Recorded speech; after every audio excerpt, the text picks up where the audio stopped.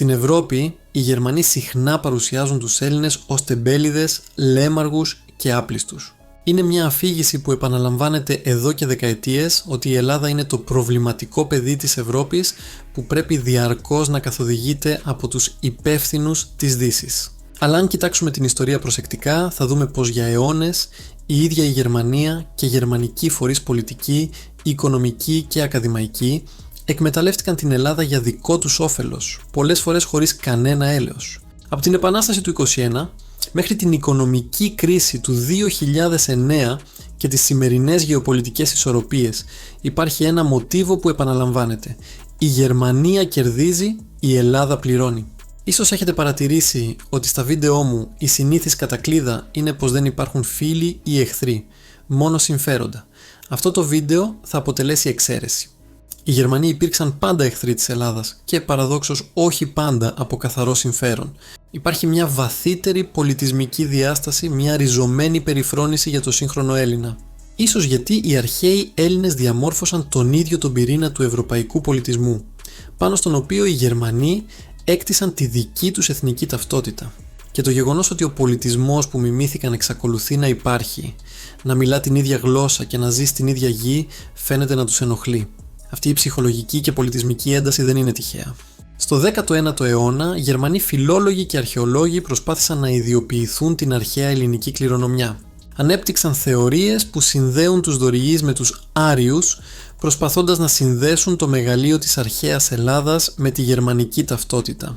Ο Γιάκομπ Φίλιπ Φάλμεράγερ υποστήριξε ότι οι σύγχρονοι Έλληνες δεν είναι οι άμεσοι απόγονοι των αρχαίων, αλλά ένα εκφυλισμένο έθνος χωρίς σχέση με το παρελθόν του. Αυτή η ιδεολογία αποτέλεσε τη βάση για τη γερμανική πολιτισμική υπεροψία και την προσπάθεια αποσύνδεσης των νεοελλήνων από την ιστορική τους ταυτότητα. Μια ιδέα που τέριαζε απόλυτα στην ανάγκη της Γερμανίας να παρουσιάσει τον εαυτό της ως τον πραγματικό κληρονόμο του αρχαιοελληνικού πνεύματος. Έτσι γεννήθηκε η παράδοξη ιδεολογία ότι οι Γερμανοί και όχι οι Έλληνες ήταν οι αληθινοί πνευματικοί συνεχιστές του Πλάτωνα και του Αριστοτέλη. Αυτό το αίσθημα πολιτισμικής κατοχής της Ελλάδας πέρασε και στη σύγχρονη εποχή. Στη δημόσια ρητορική, η Ελλάδα εμφανίζεται συχνά ως αναξιόπιστη, συναισθηματική και προβληματική, ενώ η Γερμανία ως υπεύθυνη, ορθολογική και ανώτερη. Αυτή η αντίθεση δεν είναι απλώς πολιτική, είναι πολιτισμική, σχεδόν υπαρξιακή.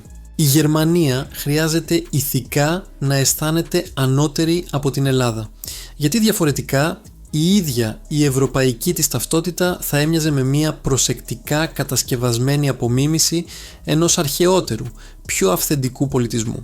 Η εμπλοκή των γερμανικών κρατών στην Ελληνική Επανάσταση δεν ήταν καθόλου αλτρουιστική. Ορισμένοι Γερμανοί τραπεζίτες και εμπορικοί οίκοι είδαν την Επανάσταση ως ευκαιρία για τεράστιο κέρδος. Παρήχαν δάνεια στους επαναστάτες με τοκογλυφικά επιτόκια, υπό όρους που κανένα κράτος δεν θα μπορούσε να αντέξει. Το νεοσύστατο ελληνικό κράτος γεννήθηκε ήδη δεμένο οικονομικά και πολιτικά από τα φιλελληνικά δάνεια του 1824 και 25. Οι υπέρογγες αυτές οφειλές ήταν ένας από τους κύριους λόγους που η χώρα οδηγήθηκε σε επανειλημμένες χρεοκοπίες κατά τον 19ο αιώνα, με την Ελλάδα να αδυνατεί να αποπληρώσει τα δάνεια. Αυτή η οικονομική εκμετάλλευση όχι μόνο επιβάρυνε την νεοσύστατη χώρα με χρέη, αλλά εμπόδισε σοβαρά την ανάκαμψη και ανάπτυξή της για δεκαετίες, δημιουργώντας μια διαρκή εξάρτηση από ξένα κεφάλαια και πολιτικές πιέσεις, καθιστώντας την Ελλάδα μια χώρα οικονομικά εξαρτημένη και πολιτικά υποτελή. Μετά την ανεξαρτησία, η φίλη Βαβαρία έστειλε τον πρίγκιπα Όθωνα να κυβερνήσει την Ελλάδα. Μαζί του ήρθε μια ολόκληρη βαβαρική αυλή, στρατός και διοίκηση.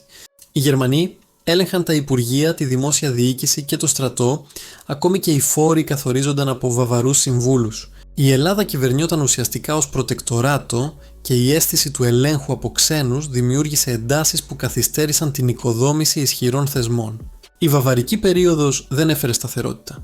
Έφερε μια πρώιμη μορφή μνημονίων. Μια Ελλάδα θεωρητικά ανεξάρτητη, αλλά οικονομικά και διοικητικά υπό γερμανικό έλεγχο και επιρροή.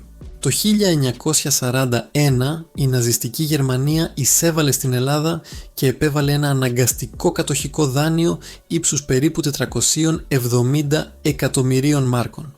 Το ποσό αυτό αντλήθηκε απευθείας από την Τράπεζα της Ελλάδος για να χρηματοδοτήσει την ίδια την κατοχή. Δεν επρόκειτο για πολεμική αποζημίωση ή δάνειο καλής θέλησης. Ήταν καθαρή λαιλασία υπό την επίφαση λογιστικής τάξης. Το δάνειο αυτό ουδέποτε αποπληρώθηκε. Μέχρι σήμερα παραμένει εκρεμές, παρά τις διεθνείς δεσμεύσεις και τις αναφορές των ίδιων των γερμανικών αρχείων. Η καταστροφή όμως δεν περιορίστηκε στα οικονομικά. Οι κατοχικές δυνάμεις λαιλάτισαν συστηματικά την ελληνική ύπαιθρο. Στην Αθήνα, το χειμώνα του 41 με 42, ο λοιμός σκότωνε μέχρι και 300 ανθρώπους την ημέρα. Οι αποθήκες τροφίμων είχαν αδειάσει, τα προϊόντα μεταφέρονταν στη Γερμανία και η Ελλάδα πίναγε για να τραφεί ο κατακτητής της. Οι Γερμανοί κατέστρεψαν σχεδόν 900 ελληνικά χωριά και σκότωσαν το 60% των αγροτικών ζώων, επιταχύνοντας έτσι την καταστροφή της αγροτικής παραγωγής και την επιδείνωση της επισιτιστικής κρίσης. Συνολικά, περίπου 300.000 Έλληνες πέθαναν από την πείνα κατά τη διάρκεια της κατοχής και μέχρι το τέλος του πολέμου ο πληθυσμός της Ελλάδας είχε μειωθεί κατά περίπου 11% λόγω της πείνας, των μαχών και των άλλων συνεπειών της κατοχής. Παράλληλα, οι Γερμανοί επιδόθηκαν και σε ένα άλλο είδος λαιλασίας, πολιτιστικής. Αντικείμενα ανεκτήμητης αξίας, όπως γλυπτά, αγάλματα και χρυσά αντικείμενα μεταφέρθηκαν στη Γερμανία. Το ίδιο το Γερμανικό Αρχαιολογικό Ινστιτούτο Αθηνών συνεργάστηκε με τις κατοχικές αρχές για τη μεταφορά ευρημάτων. Η Σέμνη και ο Χρήστος Καρούζος, διευθυντές του Εθνικού Αρχαιολογικού Μουσείου, παραιτήθηκαν σε ένδειξη διαμαρτυρίας. Η καταστροφή μνημείων ήταν επίσης εκτεταμένη. Η ναζιστική διοίκηση επιδίωξε να εκμεταλλευτεί ιδεολογικά την αρχαία ελληνική κληρονομιά, προχωρώντας σε ανασκαφές σε περιοχές όπως η αρχαία Σπάρτη με σκοπό την ανακάλυψη δωρικών και προελληνικών μνημείων, αναζητώντας αποδείξεις της άρειας κληρονομιάς τους στον ελληνικό χώρο. Παρά τις προσπάθειες των τοπικών αρχών για προστασία των μνημείων, πολλά υπέστησαν ζημιές ή καταστράφηκαν. Περνώντας τον 21ο αιώνα, το μοτίβο απλώς αλλάζει μορφή. Πριν από την κρίση, οι γερμανικές τράπεζες κατήχαν περίπου 31 δισδολάρια ελληνικού χρέους. Όταν η Ελλάδα έφτασε στα πρόθυρα χρεοκοπίας, οι εταίροι της Ευρωπαϊκής Ένωσης έσπευσαν να τη σώσουν. Στην πράξη, η διάσωση στόχευε όχι στην Ελλάδα, αλλά στις ίδιες τις ευρωπαϊκές και κυρίως γερμανικές τράπεζες που θα κατέρεαν αν έχαναν τα κεφάλαιά τους. Κατά τη διάρκεια της κρίσης χρέους, η Ελλάδα έλαβε συνολικά περίπου 326 δις ευρώ σε πακέτα διάσωσης. Ωστόσο, μόνο περίπου 11% αυτών των χρημάτων κατέληξε στην πραγματική ελληνική οικονομία, δηλαδή σε δημόσιες δαπάνες, κοινωνικές υπηρεσίες ή επενδύσεις. Το 89% πήγε στην αποπληρωμή παλαιότερων χρεών, στη στήριξη ευρωπαϊκών, κυρίως γερμανικών και γαλλικών τραπεζών που κατήχαν ελληνικά ομόλογα και στην ανακεφαλαιοποίηση των ελληνικών τραπεζών, ώστε να αποφευχθεί η κατάρρευση του ευρωπαϊκού τραπεζικού συστήματος. Με άλλα λόγια, το ελληνικό χρέος αυξήθηκε δραματικά για να σωθούν οι ξένες τράπεζες, ενώ το ελληνικό κράτος και οι πολίτες έμειναν σήμερα να αποπληρώνουν αυτά τα πακέτα διάσωσης, τα οποία στην πραγματικότητα δεν διέσωσαν την Ελλάδα, αλλά το ευρωπαϊκό χρηματοπιστωτικό σύστημα. Επιπλέον, στο πλαίσιο των μεταρρυθμίσεων, η Ελλάδα υποχρεώθηκε να πουλήσει κρατικά περιουσιακά στοιχεία ύψους 50 δισεκατομμυρίων ευρώ. Ποιοι αγόρασαν? Μα φυσικά οι γνωστοί εταίροι. Η Fraport απέκτησε 14 ελληνικά αεροδρόμια για τα επόμενα 50 χρόνια, η Deutsche Telekom πήρε την πλειοψηφία των μετοχών του ΟΤΕ και άλλες γερμανικές εταιρείες απέκτησαν λιμάνια, σιδηροδρόμους και ενεργειακές υποδομές, όλα σε τιμές πολύ χαμηλότερες της πραγματικής αξίας. Έτσι ξεπουλήσαμε τον εθνικό μας πλούτο για να πληρώσουμε τους σωτήρες μας. Στη σύγχρονη γεωπολιτική, η Γερμανία έχει στενούς δεσμούς με την Τουρκία. Περίπου 3 εκατομμύρια Τούρκοι ζουν στη Γερμανία, συμβάλλοντας σημαντικά στην οικονομία της. Η Γερμανία και η Τουρκία έχουν τεράστιες επενδύσεις εκατέρωθεν, ειδικά στον ενεργειακό και βιομηχανικό τομέα.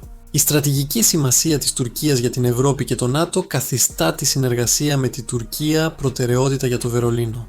Αποτέλεσμα, οι ελληνικές θέσεις σε θέματα Αιγαίου, θαλάσσιων συνόρων και συνεργασιών άμυνας στην Ευρωπαϊκή Ένωση συχνά υπονομεύονται, καθώς η Γερμανία προτιμά να στηρίζει την Τουρκία για στρατηγικούς και οικονομικούς λόγους. Από τα δάνεια της Επανάστασης ως τα μνημόνια του 2010.